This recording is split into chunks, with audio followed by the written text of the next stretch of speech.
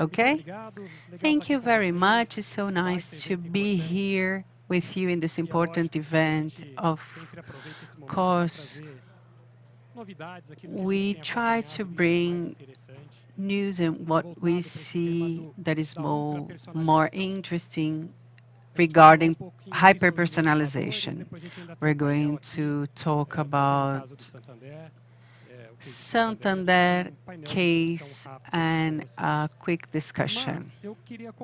I would like to invite you to think about this. We usually have a strategic motive before everything we do at BRK. One of the most important things talking about hyper-personalization is to understand why we are seeking for this. The root of the trade between us and our clients is a personal activity, a tangible activity. It has always been like this. When I was young, there was a store close to my house. It belonged to Dona Neco, and she used to say, "Take this to your mother because she has spoken about it." Dona Neco knew me, knew my brothers, my family, my father, my mother. And when I arrived with the product, my mother used to say, "Oh, it's so good that she remembered me." It was a social relationship. She used to know the tastes of the clients. So, Dona Neco had just a small number of customers. And how can we think about companies with thousands of clients? So we have to deal with a great number of people, and we have the opportunity to take our product to more people, but we lose the capacity to have a real relationship with them. This is not new. These are the classic authors who talk about this topic a long time ago. Neil Ferguson and Polanyi had a very clear vision about this social relationship, this direct relationship, this talk is different now. I leave empathy to gain efficiency or effectiveness, and this social function that helps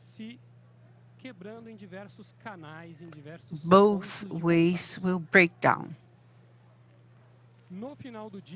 At the end of the day, digital world is this. Clients, the customer, and his talk to our companies. This talk becomes a process, and the client becomes a lead. And we don't know people anymore. This is a problem of the technology revolution that helps us in many things, but makes us lose this capacity to be close to our customers. This technology, losing that human essence that is in the books, like something that is lost, we need to rescue it someday. Maybe it's the same technology that now opens the possibility of start a reconnection process, a process that I talk to millions of people, but I get to know their individualities, their personality of each client. And this technology that we believe that it will be in our hands. So we leave personalization. We put the client's name, we know their address, we understand their maturity in our relationship, but it's really a process of personalization. If we simplify things here, it's nice. In my campaigns, I name my clients, I have their telephone numbers, I know exactly where they live. We have achieved that, and who is in charge of this structure of data? You know. We worked so hard to be here, we'll never forget that.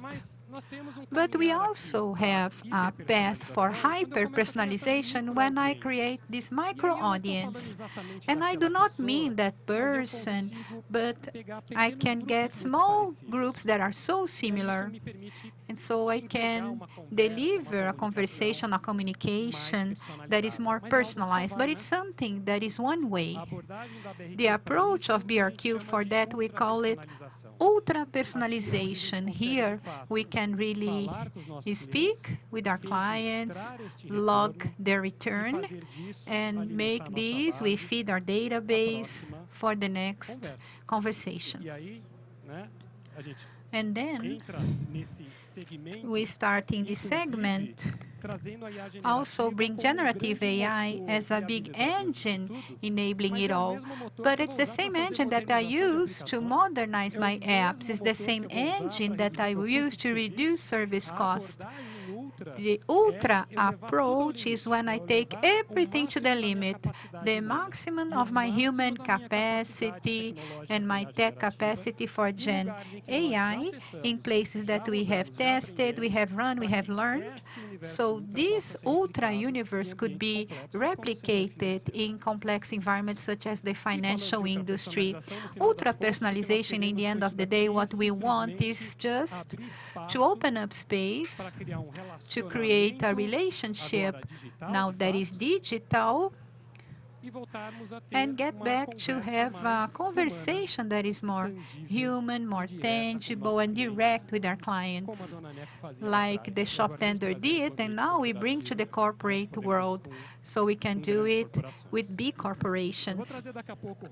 I will invite Robson to the stage, but how can we make it tangible? A big financial institution with a big volume of clients, it's in the journey with opportunities to make the relationship advisor and the client more human. How can it be possible to go one-on-one? Let's watch the video and Robson will tell us more about the results.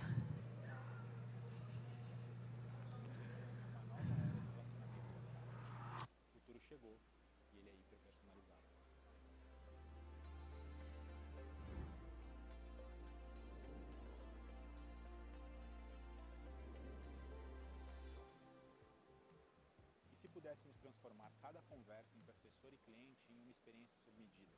O PitchMaker é a materialização dessa visão. O caminho natural foi a adoção de uma arquitetura baseada em microserviços no Amazon EKS.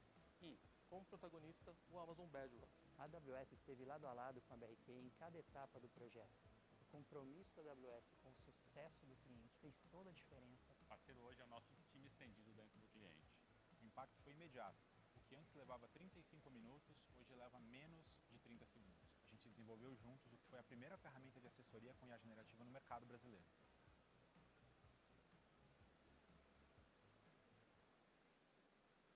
Muito bacana, Robson, por favor. That's nice. Robson, please. Robson, conta pra gente pouco Tell us more about dessa jornada, this journey and the impacts of this project. That's nice. Silvio, thank you so much. Thank you, BRQ, AWS, all the partners that developed this solution. I'd like to talk more about technology. I am not teaching you about technology. I am a product person. I'm talking about problems and solutions. We thought about the challenge as following. In Brazil, we have more than 70 million of people investing somehow, investing on saving money in savings account, investing with their profit or high income, like Select, Santander, people and other financial institutions that in reality, in this context, they invest in a complex way and they demand different solutions, different approaches. And it is in this complex context, in this conversation, when we have several products to be offered, there is this need of a human touch. That moment when the client needs someone holding their hands to take a decision that is very important in their lives. That's the context because of the multiplicity of choices. There are several institutions offering services. We have different products from different institutions. There are different people in this context. Within this vision, we provoke ourselves to understand what kind of opportunities were present in this context with the client. And here, the materialization of work beyond technology, it made sense to understand investment advisor journey in the value proposition.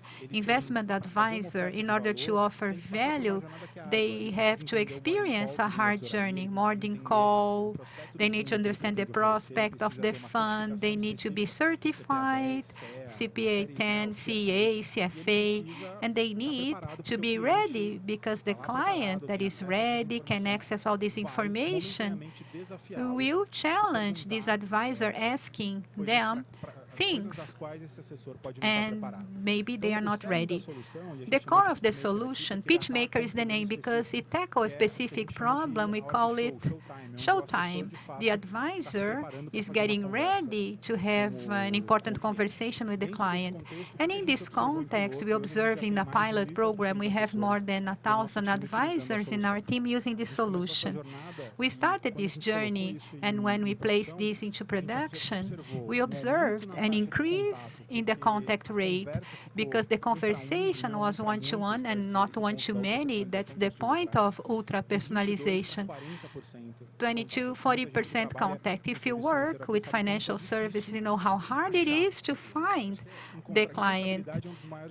To find the client is a big challenge. A second effect in this context, in the pilot group, we observe an increase in the capture, the success of the advisor. It's successful in the interaction with the client. This client, the resources in the bank, double the resources of the person that was using PitchMaker. The NPS of advisory team is very high, over 70.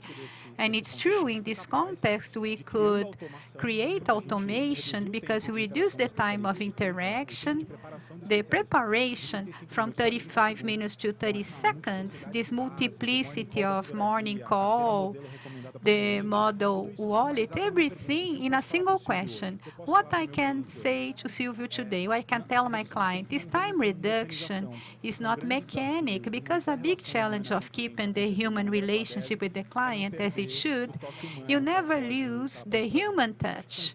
There are 4 points that are very specific, helping us to build what we believe that is a winning solution, combine humans and machine, the advisor and the solution for the client, to increase the contact rate because the solution is engaging, reducing the preparation time.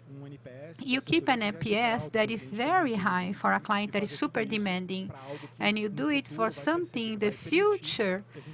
You have a scale in a solution for more than 70 million clients, possibly investors, not only high-income clients that already access this solution. It's a pleasure to be here. This is a winning solution in my vision, like a product that needs to solve a real problem.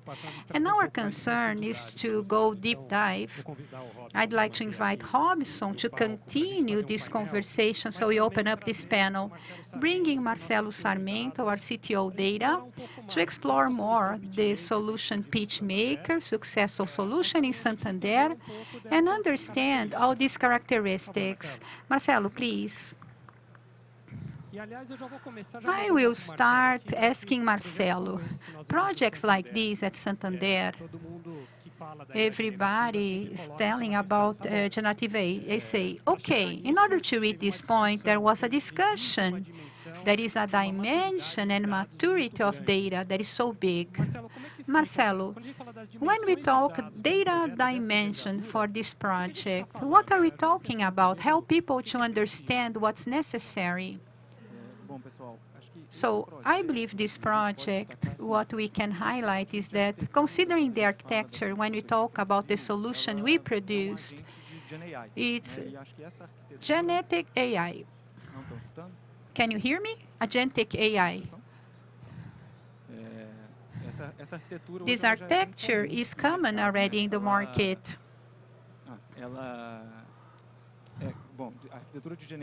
Gen AI is very common, especially for Santander architecture team. They had discussion. What makes difference in a solution like this is the data behind the structure. Everybody plays with Gen AI, language models. And we know that normally they know how to answer everything about any topic. What makes the difference is the context. This model does not go crazy because of that. It made a difference in the bank. We talk about this for a long time, governance, data governance. With the Gen AI, it's even stronger.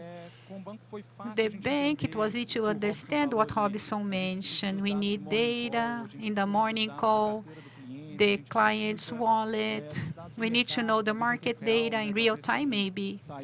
When there is a new information on PCA or the reports, we need this as fast as possible. And the challenge we faced was not to find the information. The bank knew about it. Was how we delivered this to the agent to process, because we built the ideal pitch. Nice. And Robson, on the other end, in order to have this process, it's not just a brainstorming. You commented about, you observed the journey of the advisor. And there are more elements, right? In order to find the ideal point, there are several possibilities to apply this technology. And you were assertive to choose the right site, the right measure, not to be too much technology, not something that has low value. Tell me about this process. Nice, Silvio. I'd like to comment that the way we chose tackle the use cases of Gen AI 2 years, 3 years ago is related to a strategic choice that was before we chose to minimize risk, customer facing, not directly in that point, and maximize value. When we observed, we studied more than 40 cases, different in the organization operations, client service, investment advisor. We have several elements that could generate this result in a relevant way. But we chose this case first because of its value, minimizing risks. We work at a bank, I work at a bank, and in this context, what kind of risk is taken? This information is important. The second step, understand deeply the problem we were solving. We faced for a while, and we learn in this process, if you are starting this journey, for a while, it was not faster because of this. We debated on the solution, what kind of model we are going to use, what kind of documents we put on rack. So we stopped for a while discussing the solution. What we see, it's a reality for you who work with this, if you are closer to this technology. Things change every day. Every 6 months you see a new model, more powerful than the previous one, and if you are focused on the current model and the the product to the client, solving the problem, you are going to get lost. We had this problem in the beginning, and the second mind shift was where the problem was. When you see the problem, you see value. We study the advisor day, and we see investments. We understand that there is disruptive point. And we use the methodology of survey, UX and everything, the context of design, to enhance this vision. In the end, people are using it, people are building on it, or we have people advising someone to use it. Understand the human element in this equation is important. So we research, shadowing, observing, and analyzing the advisors. They identify the total time spent exercising the advisory with the client. The preparation of conversation used to take long because you get all the documents from different sources, process in your mind, because if the model does not do it, the advisor has to do it. You have to brief different documents to bring a solution or recommendation of investment for the client. And you do it in a smart way. It demanded from us knowledge of problems and solutions. Two main tips, part of our journey. Focus on the client and the problem, because the problem, different from the models, does not change every 6 months.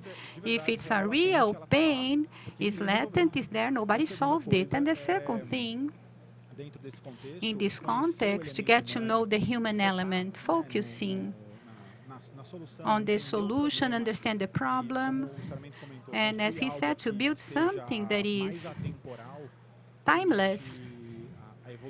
You see evolution. The solutions leave the POC and value proposition and evolve to products, things to be enhanced, evolving to the client's need. That's nice. In this point, when you talked about the humanization, Sarmento, when we see data, we talked about videocast, how much we can have a digital representation of people, opening space for campaigns. This ultra-personalization is not in this relationship. If there is a structure of information and data, we can do more. This data dimension, is it available for any company if they organize? How do you see this structure of data? What do I need to have and observe in order to create a data foundation so I can do ultra-personalization? Talking about this ultra-personalization, we're leaving the case of the bank and talking more about the challenge of digital marketing. It's nice when you presented the shop tender case. If I can use the shop tender case that you showed, it's interesting because she knew your family. She knew about the taste, the people, their names. But in digital market, we do not know who we are personalizing. We do not know the details of that person. And when we talk about data organization for this personalization, what we are doing, we are working in recording all this information, all the interactions with the clients. Do not call them lead, call them clients. So when I get to know them better, when they have a name, a phone number, address, I know more about it. A nice case, thinking about the shop tender, a similar case, someone in a store, I do not know who they are, not digital anymore, physical. I do not know, I see that person is watching a product at a supermarket, looking for something, looking for prices, and leave the store. In the second time that the person visits the store, a shop tender like the one you showed us, remember that person's face. And without realizing, a good salesperson will customize the interaction with that visitor because what they did in the previous time. And with data, we try to work is exactly to record everything that happens in our digital platforms so we can customize it in that person's lives when they interact with us. So when I talk about my website, my app, my digital campaigns on Instagram, we try to structure things one way and a technical name we call CDP, the Customer's Platform Data. We record as much of this information in the platform, what kind of pages they visit, how much time they spend watching a product. When they get back, even if I do not know their names or telephone, somehow if I recognize that person in my site, in my app last week, I can customize my interaction better. A case that is very nice that we have been working. For example, a person that visited my site, watched a product, clicking on a specific campaign for a product, and with Gen AI, instead of having that bot that is so annoying, saying, "Hi, do you need help?" he can should ask something of the product. "I see that you see this product. You were here last week." Not to be intrusive, we have to work empathy in personalization.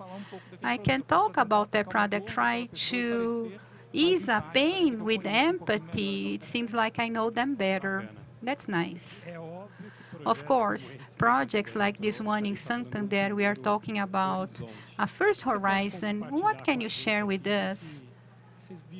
What is your vision for the future using this technology? We'll have a pitch maker in evolution. This point is very important, and the answer is yes, not as a pitch maker, but as a product considering all the advisors, people that manage clients every day. Santander, just to give you some points, we have more than 20,000 people interacting with clients every day. Some interaction. Contact center, investment advisory in our branches. We call them stores now.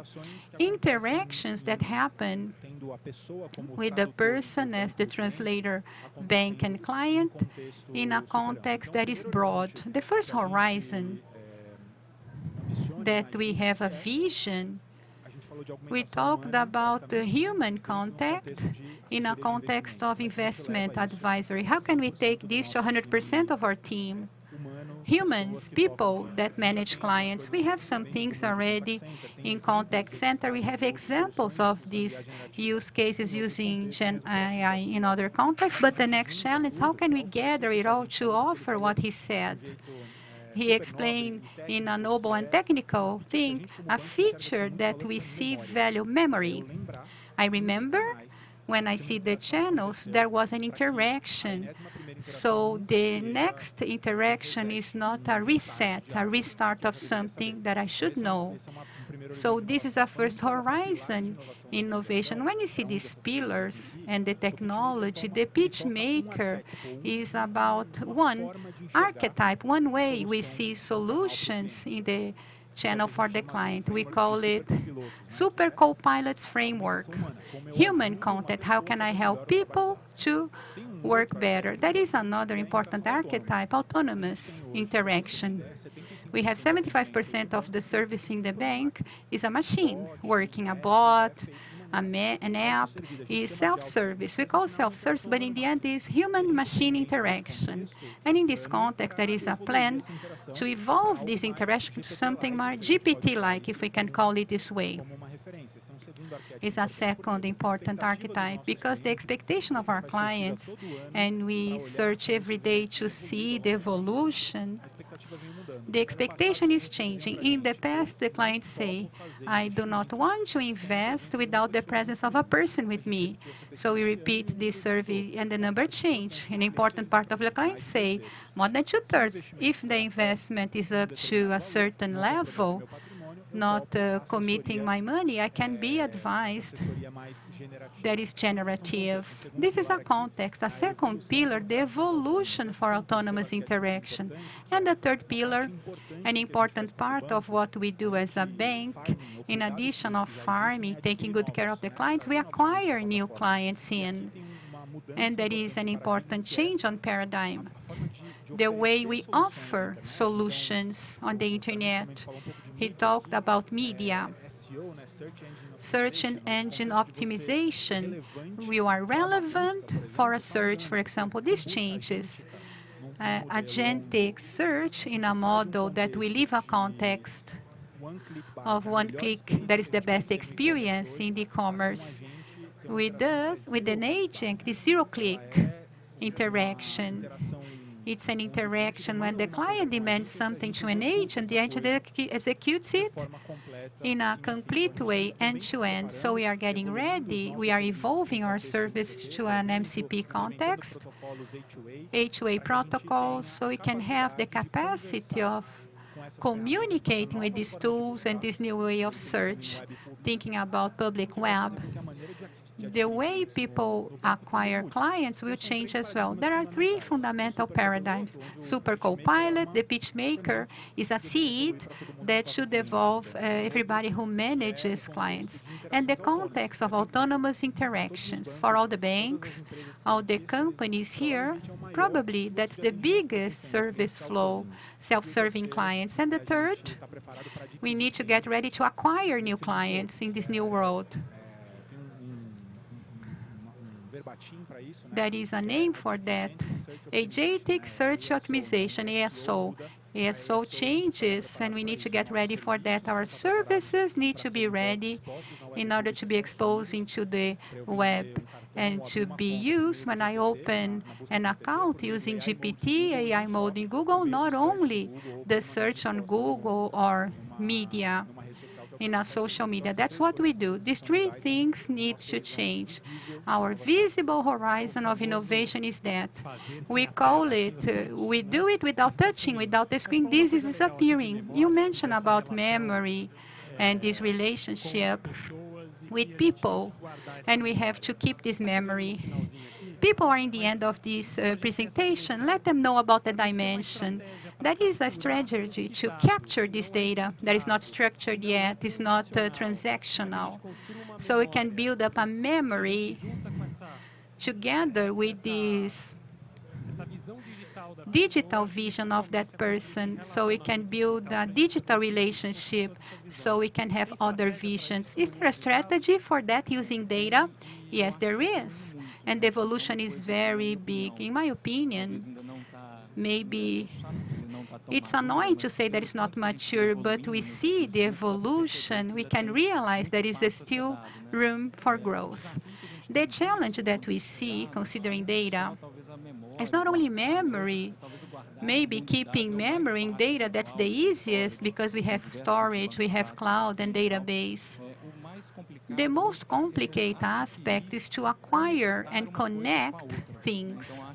I believe that here we need to evolve. We have good products to connect in Google Analytics, to track on the website, step by step, that we have in digital world to capture this data. But most of the times there are different platforms recording in different formats, getting the data in different speed levels. And the architecture of the CDP, in order to do all this connection, to glue it all into a database, that person getting to that app, that website, that purchase this and that, this connection maybe is the biggest challenge that we face on technology. But there are products, good products for that. We can play with that. I'd like to thank you so much for your time, for your presence. If you want to learn more, we have a specialist teams in our booth to talk about ultra personalization, Gen AI. Have you all a great event. Thank you, Robson, Marcelo.